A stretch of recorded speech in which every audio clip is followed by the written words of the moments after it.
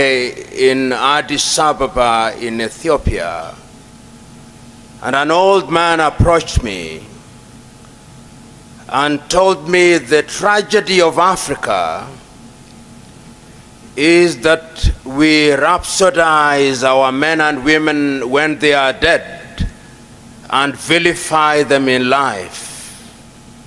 Yet wisdom demands that we lionize men and women who have done good when they are alive.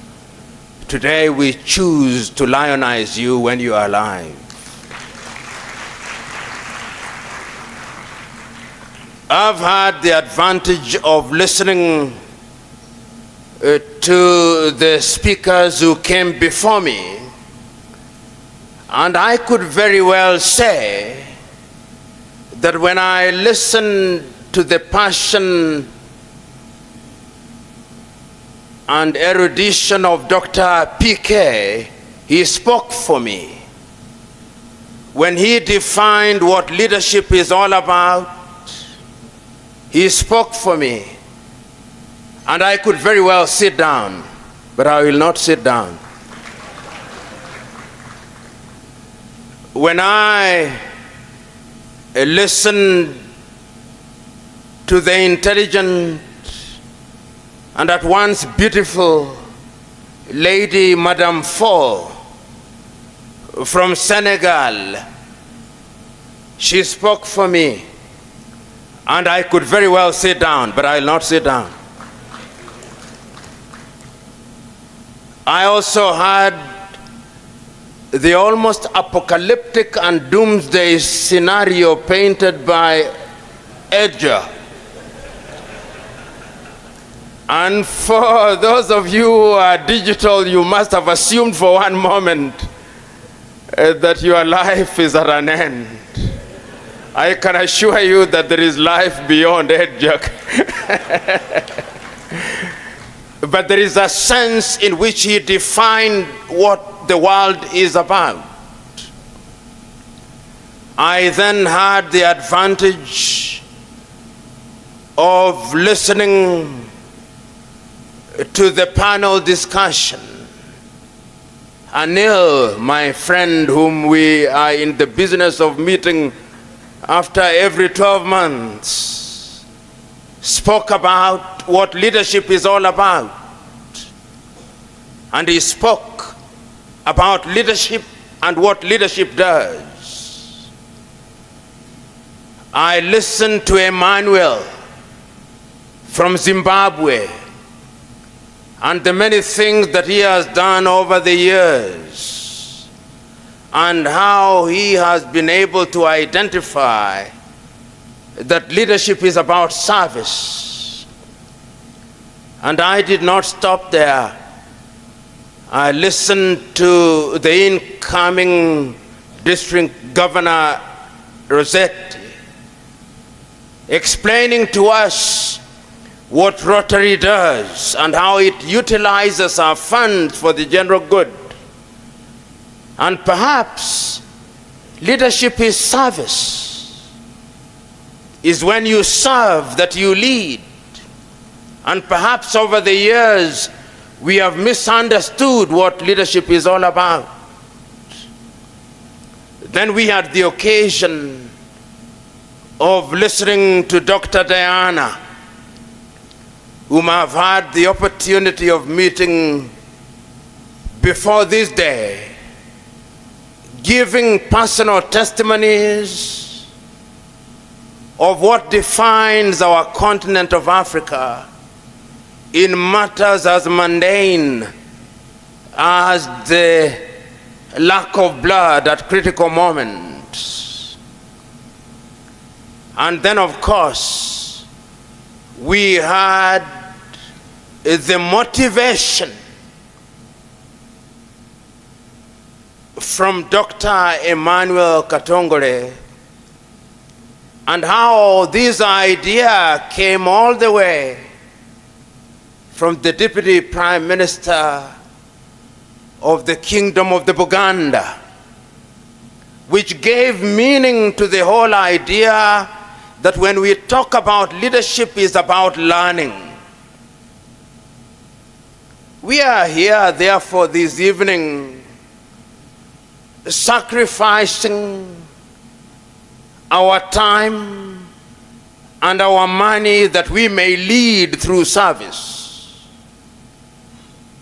Many times in the last few years, I've had the advantage of traveling to many African countries.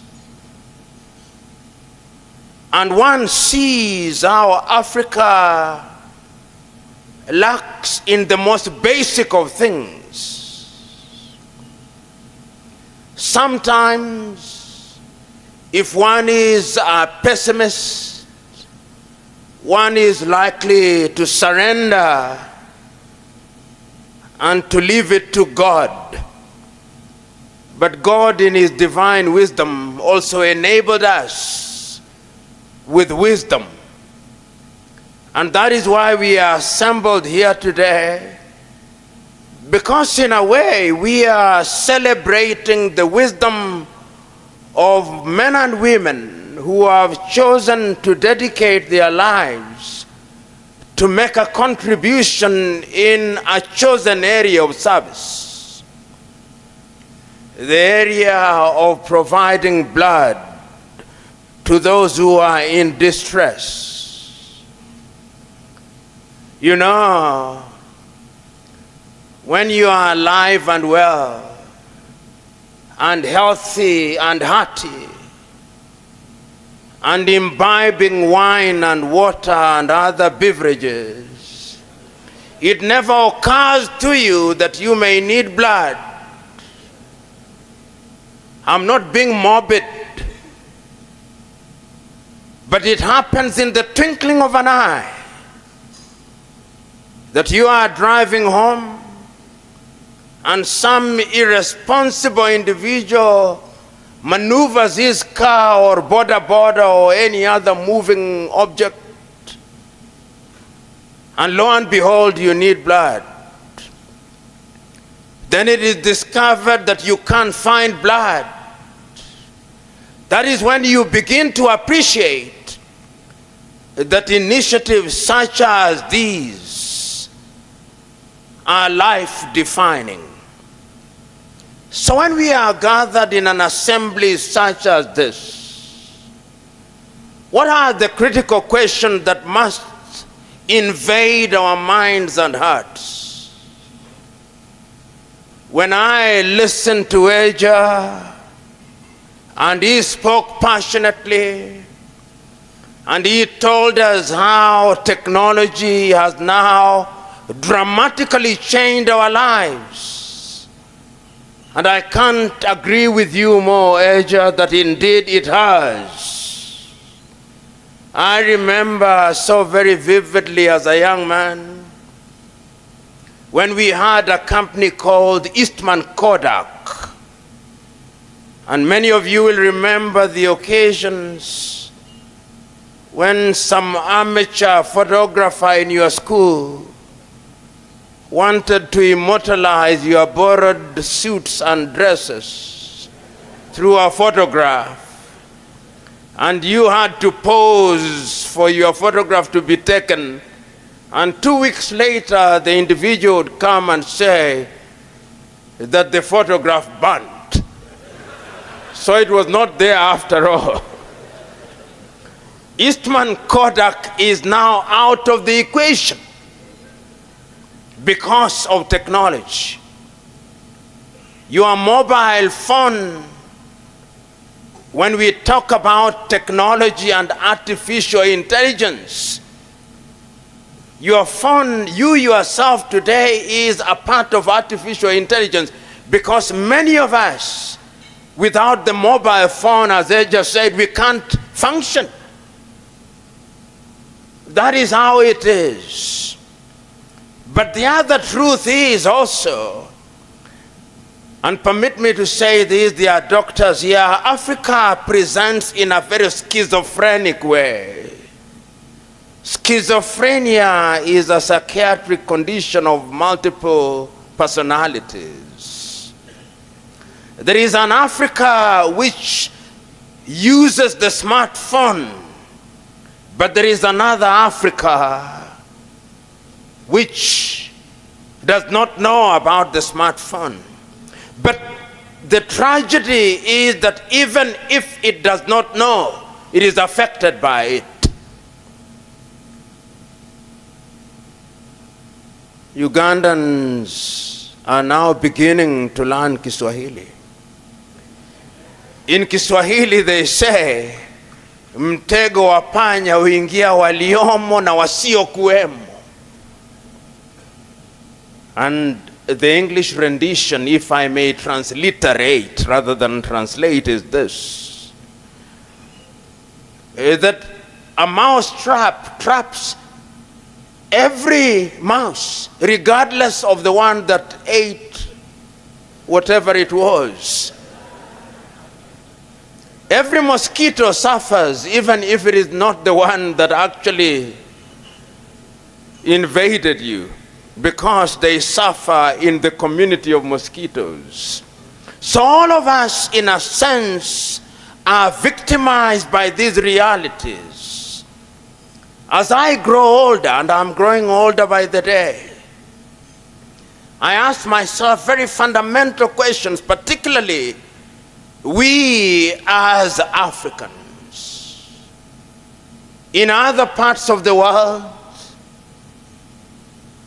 the question of the availability of blood, if you are in Sweden or in Denmark or in Singapore or in Norway, perhaps it would be different. But in the African continent, the reality is that we are saddled with many things that stand in our way of solving these very mundane problems. I was gladdened when Dr. Diana said that they had an agreement with the kingdom of Busoga. It is true in very many African societies that you would be told that you cannot allow your blood to mix with anybody's blood. So you need to engage those who are in that space, to persuade those over whom they have influence and authority to know that donation of blood is a good thing, and that you don't have to be rich to donate blood. You only have to be healthy, and you only have to have a heart that is giving. You only have to define what it is that you want to contribute to your society. That is why we are gathered here today. Just this morning, I was rereading a book that I had read several years before. It's a book that was written in the 5th century BC by a Chinese called Sun Tzu. And in that book he says, among other things, that deep knowledge is about being aware of disturbance before the disturbance comes. It is about being aware of danger before danger comes. It is about being aware of calamity before calamity comes.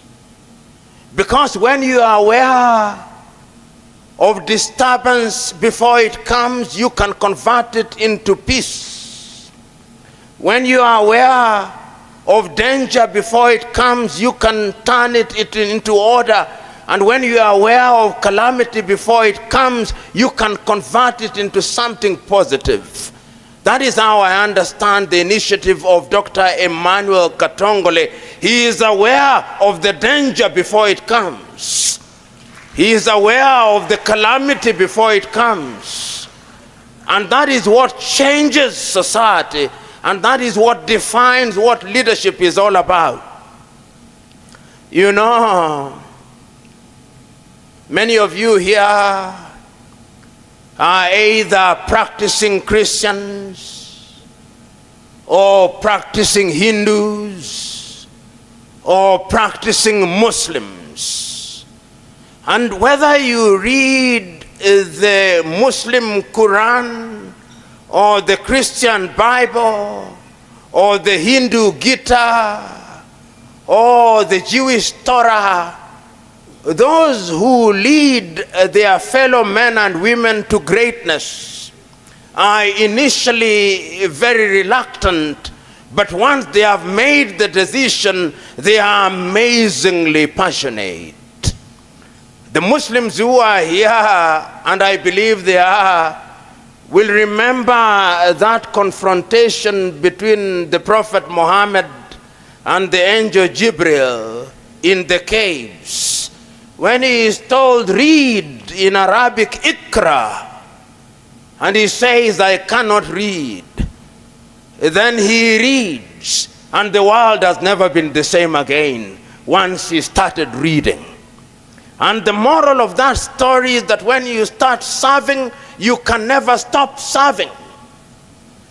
And those of you who are Christians will remember that day when the Son of Man at the wedding in Cana is asked by the mother that the wine has run out, and he is reluctant. And then he is persuaded to convert water into wine. And from that day, wine has always been flowing.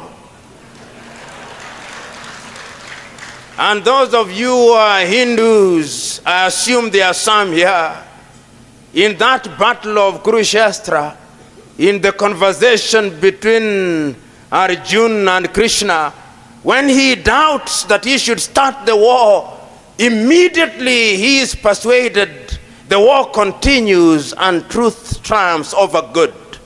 I'm persuading us in this assembly that we have come here for the purpose of donating to a good cause. If you have any money in your pocket, the wisdom of the occasion not only requires, but demands that you empty your pockets in this assembly. Because you'll be doing it for a good cause. And when I was thinking about this, because as you grow older, you become a little more introspective, you cease to be prescriptive, and you ask certain fundamentals, and you go back to history. And I remembered reading about a young man who died at the age of 32 in the month of June in the year 323 BC. Alexander the Great. And history records that on the day that he was dying, he gave the following instructions to his generals, that when he dies, it is only his physicians that should carry his mortal remains. Number 2, that all the wealth that he had gathered should be strewn on the path where his body would be taken as he's being taken to be interred. And number 3, that he should be buried with his hands wide open. And the generals asked him, why do you give us such strange instructions? And he told them, of my physicians, that it may be known that when death comes, even the best of physicians cannot protect you. Of the second instruction, that the world may know that this wealth that we gather in the world, when we die, it means nothing. And of the third instruction, to tell the world that into the world he came empty-handed, and out of the world he goes empty-handed. And that the moral of his story, that the only thing that we must do is to ensure that we use all that we have in our lifetime to do that which is good for humanity.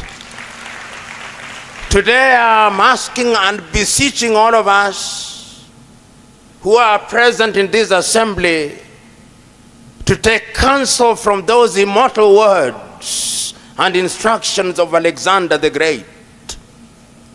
There is wisdom in giving. But remember, I listened to several speeches before I was invited to speak. I also listened to Dr. Barton, a Canadian born in Mengo, Uganda in 1962. He is away outside of Uganda, but he has not severed the umbilical cord between him and Uganda, so that when he was sought and found by Dr. Emmanuel Katongole, he was able to remember that he was here in Uganda, and by that reason only, he has made a contribution to this cause. If one such as that, who is not aboriginally Ugandan or aboriginally African, can make such a contribution, why should you not make a contribution this evening? You know, we are talking about 100,000 United States dollars. For some of us, we need a lottery to win 100,000 United States dollars. But I'm acutely aware that in this assembly, there is Stanbic, which was founded several years ago. Stanbic, I'm aware that you've made contributions before, but wisdom not only requires, but demands that you improve your contribution. I beseech you, O Stanbic. I am also aware that there is an organization called ABSA with which I bank. Until very recently it was Barclays. Oh, ABSA. Having turned from blue to red, let it be demonstrated to us how red you are. If only in this assembly you could come out and say, 100,000 United States dollars, what is that? That is pocket change. Emmanuel Katongole and your team, behold 100,000. Your profits would grow exponentially. If only exponentially is a word that was used generously by Asia. MTN. Oh, you who, when we sit here under our tables, you are earning your money because you are sending SMSs and WhatsApp and all other things. Oh, MTN, if you could do that which you must, we would not be here for another minute. We are only here to wait for you to tell us that 100,000 United States dollars is nothing. Cipla, we know about your 350,000 United States dollars. We know you are Mickey Mouse when we compare you to ABSA. And we compare you to Granton and Thornton, which is present in 135 countries. Anil, if for every country in which you are present you donate 1,000 United States dollars this evening, we would have 135 United States dollars. When I talk about all these, I'm talking about our ability to serve. Rotary is a great organization. Many attempts have been made to convert me into a Rotarian, and many an attempt has failed because of my own lethargy. I was made a honorary member. I could not attend enough meetings. And for that reason, I did not become a real member. This year, I will endeavor to be a chartered member of the Rotary Club. Because the spirit of Rotary is the spirit of service. I want you, Madam Fo, in our own inimitable way, ask you to pause for 1 minute and to search your hearts and to ask yourselves what your values are. Permit me to be morbid, to ask you for half a second to pause and ask yourself, if the Almighty were to call you now, God forbid, what would you say that you have done to humanity? Just for a minute. How would we eulogize you? Would you simply say that you are born on the 28th of some month of some year, and that you lived and that you died, and that the only two certificates you have are the birth and the death? Or that in between those certificates you have changed the lives of others? Dr. PK, I hope you are still in the assembly. I heard you so very eloquently when you said that leadership is about changing and influencing others. How many of you changed? Dr. Katongole, when he had the floor, introduced young men and women and said, these are the young men and women who will take over. I remember in 1978, I read a book written in 1958 by a young Nigerian called Chinua Achebe. And in one of the pages he asks, where are the young men and women, where are the young suckers that will grow when the old bananas die? These are old bananas. They are dying.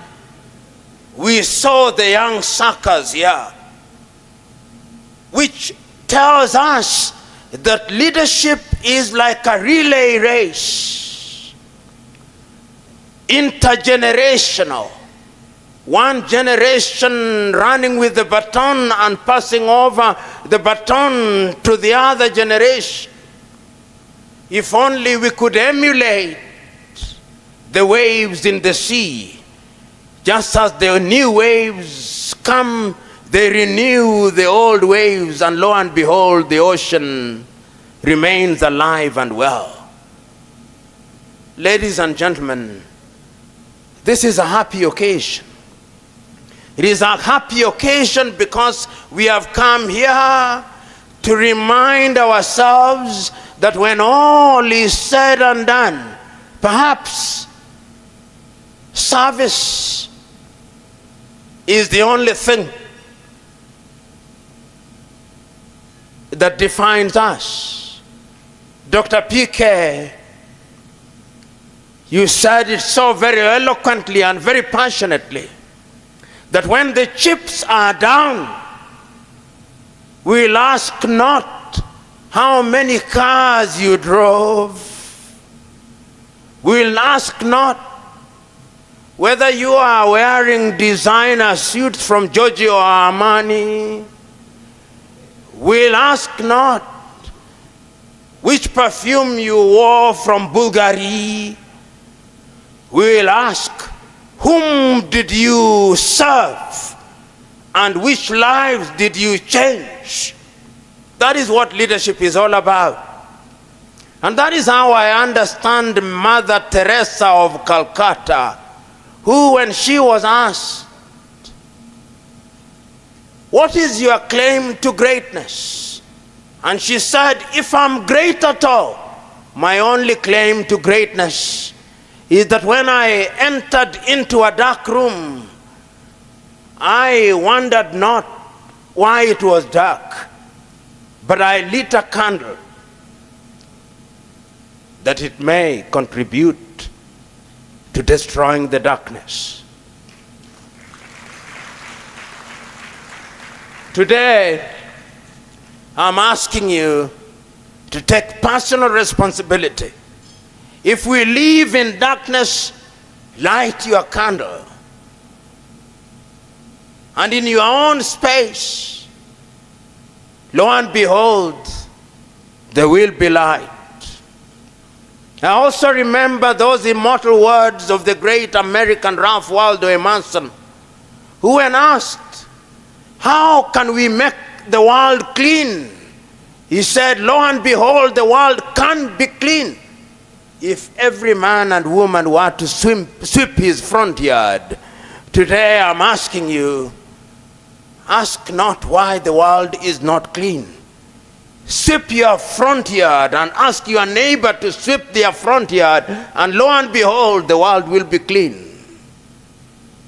We are talking about blood.